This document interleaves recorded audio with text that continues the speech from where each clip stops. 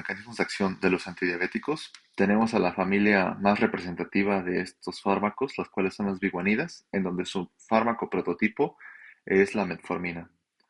Y bueno, hablemos sobre su mecanismo de acción, entre las cuales va a lograr una disminución en la producción hepática de glucosa, así como un aumento de la sensibilidad periférica a la insulina. Y bueno, ¿cómo va a lograr esto?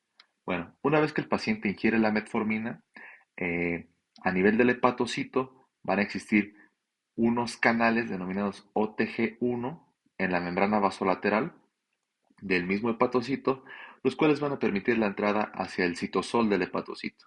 Y bueno, una vez dentro del citosol, va a ingresar hacia la mitocondria, en donde va a ejercer un efecto inhibitorio sobre el complejo 1 de la cadena de transporte de electrones, el cual, recordemos, va a hacer uso de NAD reducido para producir un flujo de electrones. Esto para culminar en un efecto en donde la ATP sintasa va a causar que el ADP sea fosforilado y así culmine con la formación de ATP. Sin embargo, como tenemos la inhibición del complejo 1, esperaríamos que solamente disminuya la producción de ATP, porque quien sigue formando ATP es el complejo 3, el cual va a estar usando FAD reducido, el cual se lo subrayo aquí en la imagen de la izquierda, que les explicaré en un momento cómo es que ingresa hacia el complejo 3.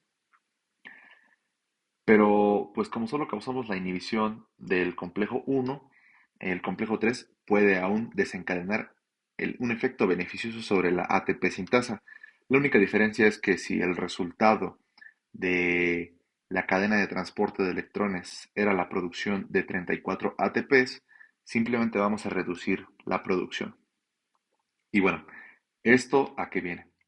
A que nosotros el ATP lo estamos consumiendo de forma constante. ¿Esto qué va a hacer? Que estemos consumiendo más de lo que estamos produciendo, causando un aumento en la relación AMP cíclico ATP, en donde va a predominar el AMP cíclico. Esto pues es una desregulación nuevamente, lo cual va a activar a una enzima hepática que es conocida como LKB1, la cual va a desencadenar un efecto sobre la AMPK, la cual va a estimular diferentes vías para provocar un que vuelva a existir un equilibrio en esta relación AMP cíclico ATP. Entre los primeros efectos que se encuentran es causar la inhibición de la acetil-CoA carboxilasa, la cual se va a encargar de convertir el acetil-CoA en malonil-CoA. Entonces, ¿esto qué va a hacer? Vamos a disminuir la lipogénesis. Entonces, aquí, como lo menciona, inhibe vías anabólicas, que va a ser la lipogénesis, porque estamos disminuyendo el malonil-CoA, el cual es el precursor para la formación de ácidos grasos libres. Y bueno, eh, otro efecto que va a tener la AMPK, si volteamos a la parte de arriba en la derecha, va a ser el estímulo de la piruvato deshidrogenasa, lo cual va a hacer que el piruvato se transforme en acetil-CoA, obteniendo aún más precursor para que éste ingrese al ciclo de Krebs y tengamos mayor formación de FADH, NADH y los ATPs. Y bueno, al igual, vamos a tener que la metformina causa la inhibición de la glucosa 6-fosfato, fosfatasa, perdón, la cual va a evitar la salida de la glucosa. Recordemos que la glucosa, una vez en el hepatocito, va a ingresar por el GLUT2, glucosa. Sin embargo, esta puede salir a través de este mismo transportador. Lo que va a hacer el hepatocito para evitar su salida es agregar un grupo fosfato y entonces, como ya no es la misma molécula, ya no puede pasar por este mismo transportador. Sin embargo, en etapas de ayuno y las hormonas contrarreguladoras lo que van a hacer es activar esta glucosa 6-fosfatasa para que la glucosa 6-fosfato se le quite ese grupo fosfato, se convierta nuevamente en glucosa y pueda salir hacia la circulación para aumentar los niveles de glucosa plasmática. Entonces, al realizar la inhibición de esta glucosa 6-fosfatasa, lo que estamos haciendo es disminuir los niveles de glucosa en sangre. Y bueno, como les mencionaba, eh, también vamos a tener aquí a la glucólisis. Esta de aquí. Y la glucólisis junto con el ciclo de ácido cítrico o ciclo de Krebs nos van a dar el NADH, el NAD reducido, que era lo que les estaba comentando, ¿no?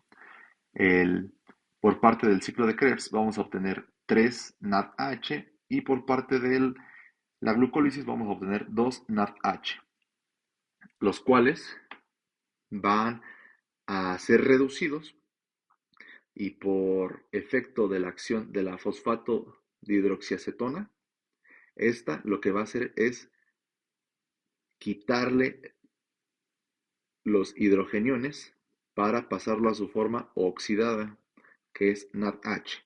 Recordar que este es el precursor que nosotros necesitamos para que se siga formando NADH. Vean, aquí está el precursor en donde podemos ver en la parte baja que está un grupo fosfato y que al momento de realizar esta reacción enzimática, el producto o parte del producto es la formación del NAD reducido. Sin embargo, al nosotros tener el efecto inhibitorio de la metformina sobre la glicerol 3-fosfato deshidrogenasa mitocondrial, lo que va a causar es que la dihidroxiacetona fosfato no pueda hacer que el NAD pierda los hidrogeniones, o sea que lo vamos a mantener en su forma reducida. Y al mantenerla en su forma reducida, vamos a causar su acumulación y por ende disminuimos el NAD oxidado, disminuyendo así los precursores de la glucólisis y de la gluconeogénesis, que es esta de aquí.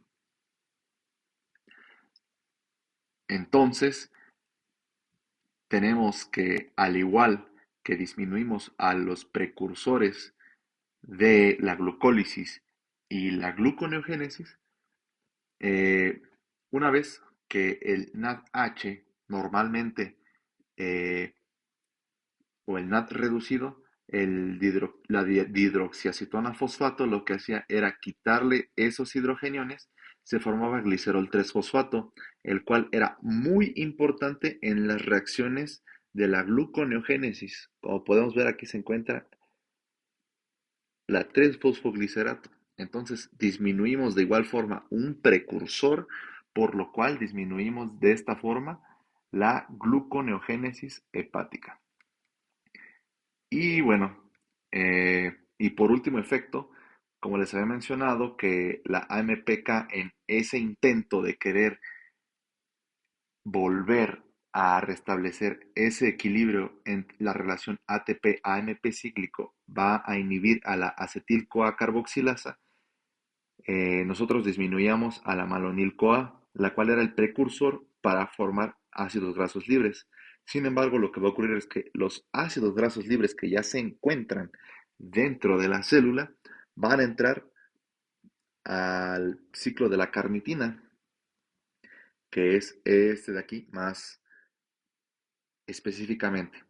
Y la metformina va a tener un efecto estimulatorio ante la carnitina palmitoil transferasa 1, la cual se va a encargar de que el grupo acil-CoA pueda ingresar hacia la membrana mitocondrial interna, como eh, haciendo que el acil-CoA, el cual es un ácido graso más una, un acetil-CoA, ingrese hacia lo que viene siendo el espacio, lo que va a causar que el acil se junte con la carnitina, formando acilcarnitina, y dejando a un lado la acetil-CoA que puede volver a salir para por medio de la acetil-CoA sintasa agregarse nuevamente a un ácido graso. Entonces, de esta forma es como ocupamos los ácidos grasos que se tienen para la producción de energía, que este puede ingresar hacia la membrana interna mitocondrial y así poder ingresar a la beta oxidación. Y bueno, esto es porque en una de sus manifestaciones clínicas de un efecto clínico que tiene la metformina va a ser la disminución del peso corporal.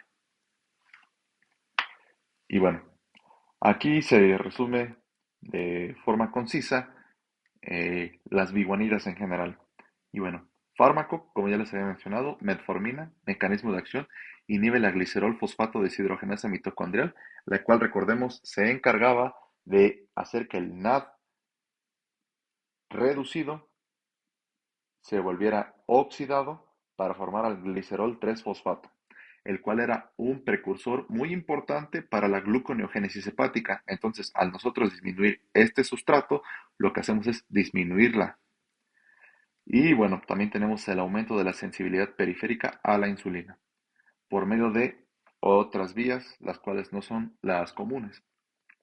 Como efectos secundarios tenemos a la acidosis láctica. Esto, al igual que la deficiencia de la vitamina B12 y un sabor metálico en la boca que se conoce con el término de disgeusia. Y bueno, como características clínicas encontraremos la disminución de la hemoglobina glicosilada de 1.2 a 2% en 3 meses, la baja de peso por el mecanismo explicado, no riesgo de hipoglucemia, dado a que no tiene tendencias a producir la secreción de insulina, sino que por otras vías hacemos que exista sensibilidad a la insulina.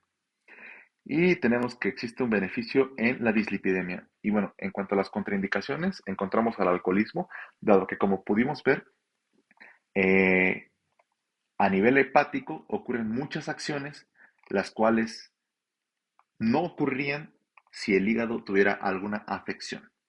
Y bueno, entre otras contraindicaciones encontramos la insuficiencia renal en aquellos pacientes que manejan una tasa de filtración glomerular menor a 30 mililitros por minuto, que a nuestro paciente se le vaya a administrar un medio de contraste ayudado de forma intravenosa, que nuestro paciente cuente con insuficiencia cardíaca congestiva, así como insuficiencia renal, shock y sepsis, una insuficiencia hepática debido a la misma explicación que les acabo de dar, así como una pancreatitis crónica. Y bueno, así como en cada tabla que se les está adjuntando, debajo las presentaciones más comunes que existen en el mercado. Y bueno, ahora vayamos con los inhibidores de SGLT2. Y bueno, normalmente el SGLT2 va a causar la reabsorción de la mayoría de la glucosa que va a ser filtrada en el riñón. Recordemos bien en nuestra arteriola aferente, forma todo el glomérulo dentro de lo que es la nefrona para, bueno, en la cápsula de Bowman para salir por la arteriola eferente. Una vez aquí, pues ocurre el filtrado glomerular y en el túbulo contorneado proximal vamos a encontrar a los SGLT2, encargados, como se mencionó, sobre la reabsorción de la glucosa filtrada por el riñón. Esto por medio de un simporte, que recordemos que un simporte lo que va a hacer es dos moléculas tienen que pasar hacia el mismo sentido, a diferencia del antiporte, que en este caso pues es la bomba sodio-potasio. Y bueno, este es el único lugar a nivel renal donde nosotros podemos absorber glucosa, por lo que no hay que preocuparnos sobre eh, la pérdida de sodio debido a que vamos a poderlo volver a reabsorber en el asa ascendente de Henle, en la rama ascendente del asa de Henle, que va a ser este de aquí. Y bueno, Eh, mencionamos que si el efecto de este transportador es reabsorber la glucosa, si nosotros causamos una inhibición, lo que vamos a hacer es que vamos a causar que por aquí se filtre toda la glucosa junto con el sodio. pero como les mencionaba, no va a haber ningún riesgo de hiponatremia debido a que el sodio se va a reabsorber aquí. Entonces, de esta forma es como fácilmente perdemos glucosa, debido a que de forma normal, una vez que son absorbidas en la célula del tubo contorneado proximal, la glucosa va a volver a reingresar por medio de un GLUT2 y el sodio por medio de un antiporte, la cual va a permitir la entrada de sodio, pero la entrada celular de potasio. Esto va a culminar en un efecto de glucosuria, la cual va a estar aumentada. Y bueno, sobre los inhibidores del cotransportador sodio-glucosa, conocidas como glifosinas, vamos a tener a la dapaglifosina, empaglifosina y canaglifosina, las cuales van a venir en presentación de tabletas en las siguientes imágenes de abajo, con las respectivas dosis. Y bueno, mecanismo de acción, lo que se mencionó nuevamente. Y poliuria, causada también por diuresis osmótica debido a que la glucosa tan concentrada en el interior, en el lumen de la nefrona del túbulo contorneado o del túbulo colector, va a causar que pues las células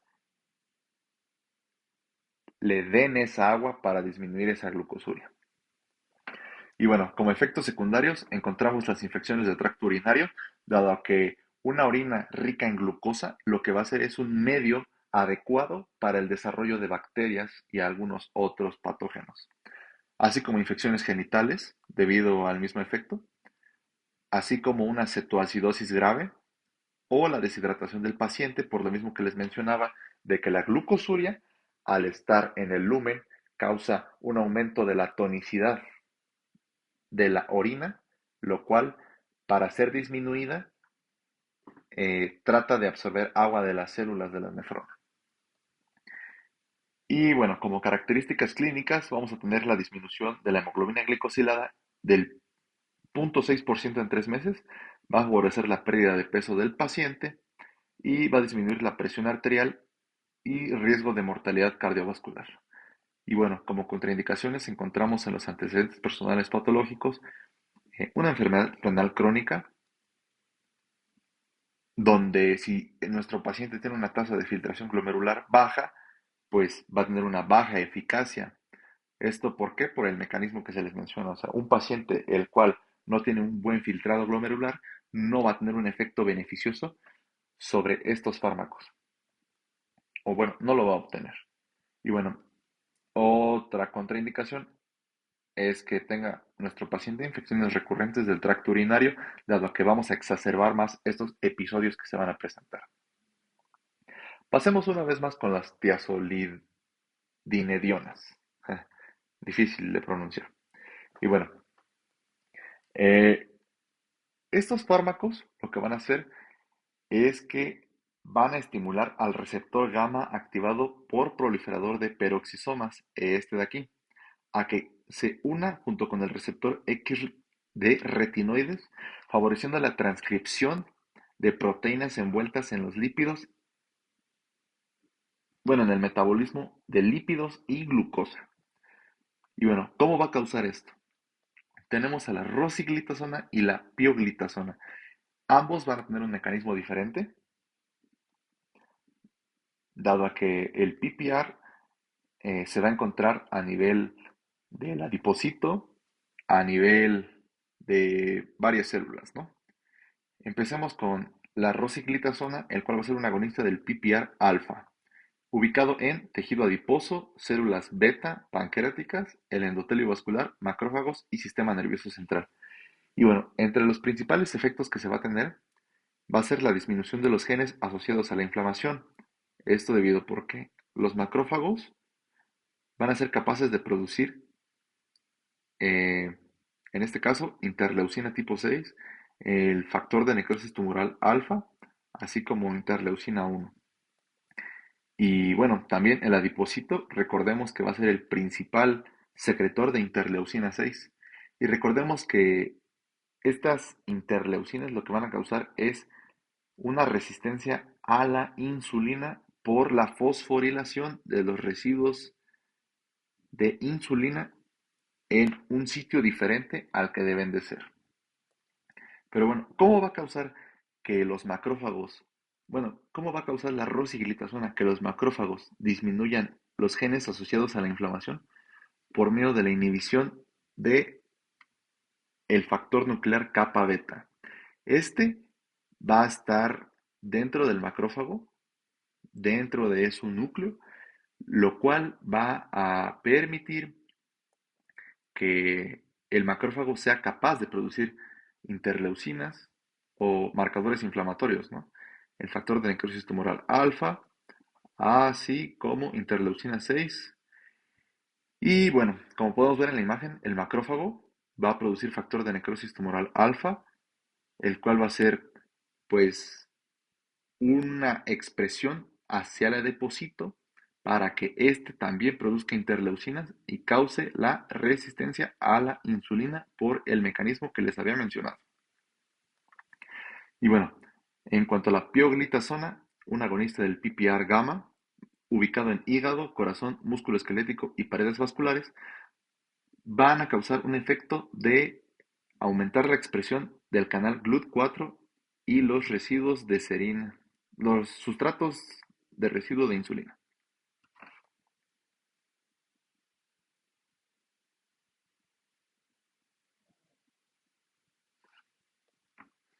Esto cabe mencionar que va a ser un efecto aleatorio, dado a que al estar aumentando los sustratos del receptor de insulina tipo 1, lo único que vamos a hacer es que o la interleucina pueda fosforilarlo o la misma insulina. Entonces, no tenemos que sea un efecto el cual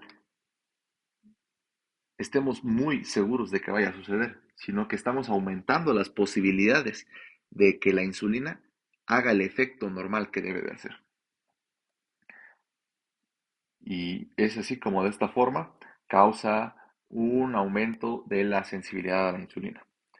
Al igual se menciona que hay un efecto en el aumento de la adiponectina, la cual estimula de forma directa a la AMPK, o sea, la sinasa activada por AMPK, por AMP cíclico, y va a desencadenar el mismo efecto que les había mencionado sobre la gluconeogénesis y sobre los demás efectos para la translocación del canal GLUT4, así como va a promover el almacenamiento de ácidos grasos, esto por medio de la estimulación del PPAR gamma, en donde va a existir que este va a activar a la lipasa